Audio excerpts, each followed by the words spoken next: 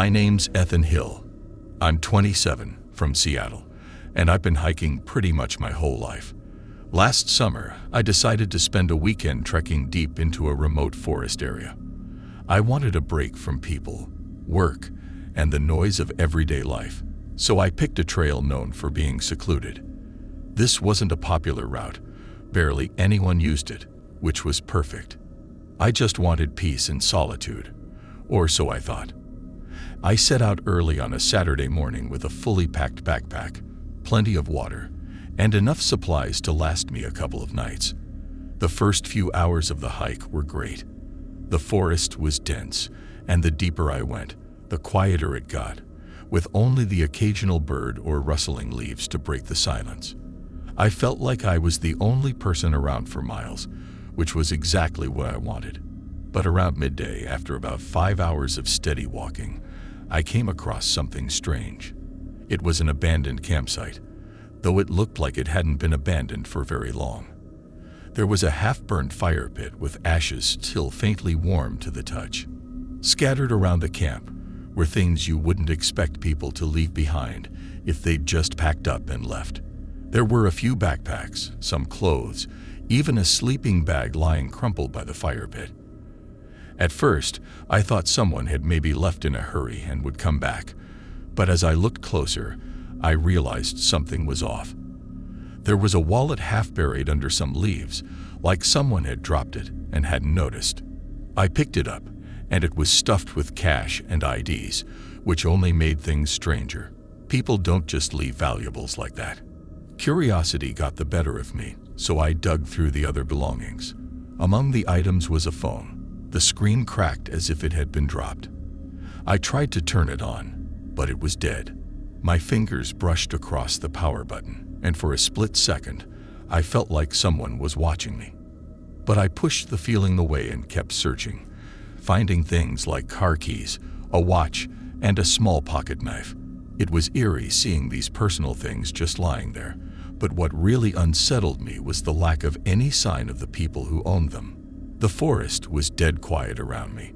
No footsteps, no voices, just an uncomfortable silence that felt like it was pressing in on me. Something about the whole situation didn't feel right, so I decided to get out of there and keep moving. I left the campsite and continued along the trail, but I couldn't shake the feeling that I wasn't alone. About 10 minutes later, I heard a faint rustling sound from behind me. I stopped and looked back, scanning the trees, but saw nothing. It's just an animal, I told myself, but my mind was racing. I quickened my pace, hoping to get as far away from that campsite as possible. A few minutes later, I heard it again, only this time it was closer. It sounded like footsteps, soft but deliberate, as if someone was trying not to be heard. My heart was pounding in my chest, but I didn't dare look back. I just kept moving, faster and faster, my hands starting to shake as I clutched my backpack straps. Finally, I broke into a jog, my instincts screaming at me to get out of there. The footsteps behind me picked up speed too. I could hear them crunching leaves, breaking twigs, like whoever or whatever was following me didn't care about being quiet anymore. The trailhead was supposed to be close, but every step felt like it was dragging me deeper into the forest. I kept running, my breathing ragged, my mind racing with questions. Who was out there? What did they want? Just as I felt like I couldn't run any longer, I saw the break in the trees up ahead. The trailhead was right there. Relief washed over me, and I slowed down, glancing back one last time to make sure no one was following. The path behind me was empty. But as I approached the trailhead, my relief turned to horror. Tacked onto a tree right at the trail's entrance was a missing persons poster. I almost didn't want to look, but I forced myself to. My stomach dropped as I recognized the faces in the photos. 3 young people, all looking carefree in their pictures, the kind you'd see on someone's phone wallpaper or in an old yearbook. And there, in the corner of the poster, was a small photo of the exact campsite I'd stumbled upon, with those same backpacks, clothes, and items scattered around. The missing people were hikers who had disappeared just days earlier. My eyes moved back to the faces on the poster, and my breath caught in my throat. One of the faces looked eerily familiar. I felt a chill crawl up my spine as I remembered the wallet, the keys, the cracked phone. Those were their belongings, and I'd been standing in the last place they were seen alive.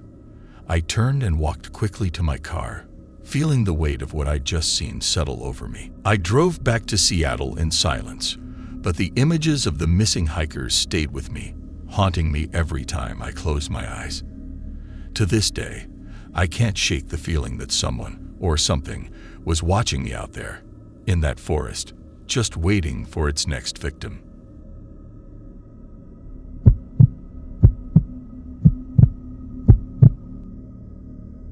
My name's Grace Miller. I'm 24, and I'm from Boulder, Colorado.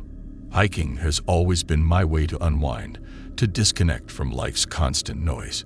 A few weeks ago, I decided to tackle one of the more popular trails alone. It was supposed to be safe, well-trafficked during the day, and straightforward enough for me to handle by myself. I'd done it once with friends and figured I'd be fine on my own. I never thought I'd encounter anything off. I started the hike mid-morning. The trail was beautiful, lined with tall trees and patches of wildflowers that dotted the landscape. I'd been hiking for maybe half an hour when I noticed a man behind me. He was at a distance, but there was something about him that caught my eye. He wore a faded, oversized hoodie with the hood up, covering most of his face. At first, I didn't think much of it. There were always people on this trail, so I assumed he was just another hiker. But then I noticed something odd. Each time I stopped to take a sip of water or to rest, he'd stop too. Not right behind me, but at a distance, always watching. The first few times, I brushed it off, thinking he was probably just taking his own breaks. But after a while, I started to feel uneasy. I sped up, hoping to put more distance between us, but he stayed back, never closing in, never falling too far behind. The hours ticked by, and I could feel my anxiety building as the trail began to empty out. Most hikers were already heading back by the time I reached a high point along the path. I stopped to catch my breath and looked around, hoping he'd disappeared. But there he was, far down the trail, standing still, staring in my direction. I couldn't see his face clearly, but I could feel his eyes on me, like a weight pressing down. I decided enough was enough. I waved my arms and shouted, "Hey, can I help you with something?" No answer. He just stood there, motionless, not responding. My heart started to pound, but I tried to stay calm. I turned back to the trail, pretending to ignore him, and quickened my pace, hoping that if I moved fast enough, he'd lose interest or take another route.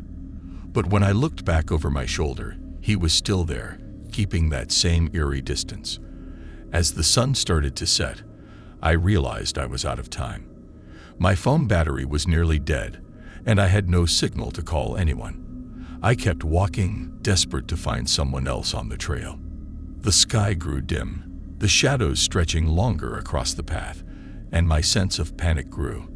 I thought about turning back, but feared that he would follow me all the way down in the dark. Finally, in the distance, I saw a faint glow from a small campfire. My relief was so intense, I could have cried. I practically ran the rest of the way to find a group of campers sitting around, laughing and chatting, completely unaware of my terror. I approached them, breathless, and quickly explained what had been happening. They seemed concerned and invited me to stay with them for the night. One of the men from the group offered to confront the stranger with me, but when we turned to look back up the trail, he was gone. The spot where I'd last seen him was empty, like he'd vanished into thin air. That night, I stayed close to the fire, clutching my phone even though it was dead, feeling a small comfort just holding it. Every little sound outside the camp made me jump. I barely slept, constantly picturing him standing just outside the circle of light, watching and waiting. In the morning, I thanked the campers, and we all decided to head down together. The group made me feel safer, and I finally started to believe that maybe it was all over. But when we reached the trailhead, something caught our eye. a splash of color hidden behind some rocks. One of the campers went over to check, and his expression turned pale. We all gathered around and saw what he had found. There, lying sprawled behind the rocks, was the man from the trail. His hoodie was pulled tight over his head, his face pale, lips slightly parted. His body looked unnatural, twisted, like he had been crouching there, waiting. But the worst part, his eyes were wide open, staring blankly toward the trail, as if he'd been watching it all night, as if he'd been waiting for me to pass by alone again. The campers called the authorities, who came quickly, and after a while, I gave a statement. But the whole time, I couldn't shake that last look on his face, so blank and yet so intent. He'd been following me all day, only to end up dead on the side of the trail, like some strange predator who had died waiting for his prey. To this day, I don't know what his intentions were or how he died, but I can't shake the feeling that whatever kept him following me, staring, still lingers somewhere in those woods.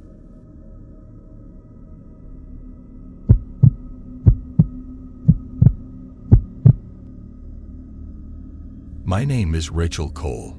I'm 26, from Portland, Oregon, and I've been backpacking alone for years. I've always loved the solitude, the freedom of being on my own in the wilderness.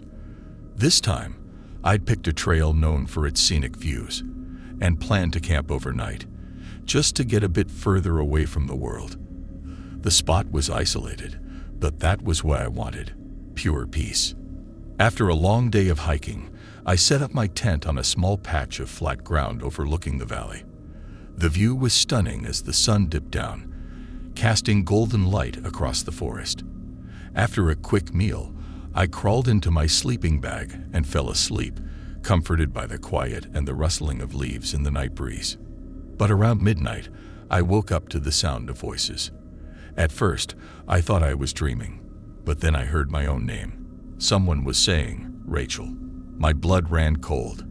The voice was low, almost a whisper, but unmistakable. I unzipped my tent just a few inches, enough to peek outside without being seen, and what I saw sent chills down my spine. About 10 feet from my tent stood a group of people, maybe 5 or 6, each holding a flashlight that flickered like they were trying to keep them dim. They stood in a loose circle, talking in hushed voices, casting strange, shifting shadows on the trees around them. One of them shined his flashlight toward my tent, the beam stopping just inches from where I was watching. I froze, hardly daring to breathe, terrified they'd notice me watching. Then one of them spoke clearly enough that I could make out the words. "Is she still inside?" Another voice whispered, and a woman answered, "Yeah, she hasn't moved." My heart pounded. They knew I was there. They knew my name. Panic set in, and all I could think was that I had to get out, to disappear. I slowly backed away from the tent zipper, careful not to make a sound. Moving as quietly as I could, I crawled out the back of my tent and slipped into the darkness. I crouched behind a boulder nearby, close enough to see them, but hidden well enough that they'd have to look directly at me to see anything. I could still hear them whispering, their words muffled but tense, like they were deciding what to do next. Every now and then, a flashlight would sweep over the tent, lingering as if they were expecting me to come out. I stayed frozen behind that boulder for what felt like hours, my heart pounding, every little noise making me jump. Eventually, their flashlights dimmed, and one by one, they turned and walked away, their shadows vanishing into the dark woods. I stayed there, huddled, too afraid to move, listening until I was certain they were gone.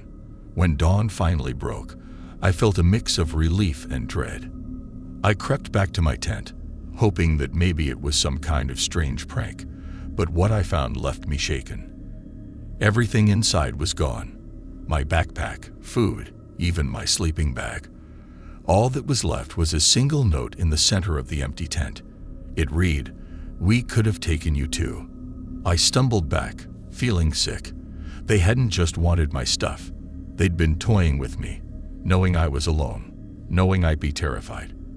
I packed up what little I had left and practically ran back down the trail, not stopping until I reached my car. I drove straight to the nearest ranger station and reported what happened. Later, I found out that there had been reports of a group targeting solo campers in the area for months, robbing them, and leaving notes like the one I found. They still haven't caught them, but I can't help but wonder what might have happened if I hadn't hidden behind that boulder, if I'd made one wrong move. Now, every time I think about going camping alone, I remember that night and the sound of those whispering voices saying my name.